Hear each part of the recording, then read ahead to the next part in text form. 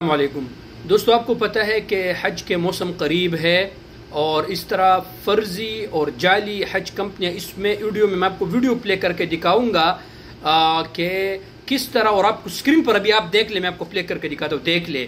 یہ ایک مصری ہے اور انہوں نے اشتہار دیا تھا کہ جو حج کرنا چاہتے ہیں آسان طریقے سے اور اتنے پیسے ہم اس کو تصریح بنا کے دیں گے۔ تو اس طرح دیکھو سیکیورٹی اداروں نے اس کو کس طرح پکڑا۔ اس لیے میں آپ کو کہتا ہوں کہ لا حج بلا تصریح، بدون تصریح کے حج کرنا بالکل ممنوع ہے۔ اس پر 10,000 ریال غرامہ ہے، ترحیل ہے، اور سعودی عرب پر 10 سال تک بلیک لسٹ ہے۔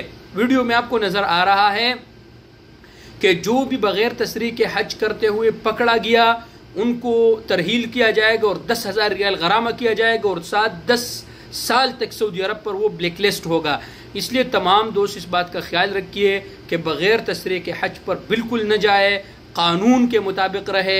اگر آپ کے پاس تصریح ہے تو بلا جھجک و بغیر خوف کے آپ جائے، آپ عبادت کریں۔ لیکن اگر آپ کے پاس تصریح نہیں ہے تو پھر آپ کو پکڑا جائے گا خدا نخواستہ، اور پھر آپ کو ترحیل کیا جائے گا اور پھر آپ کا بسمہ کیا جائے گا۔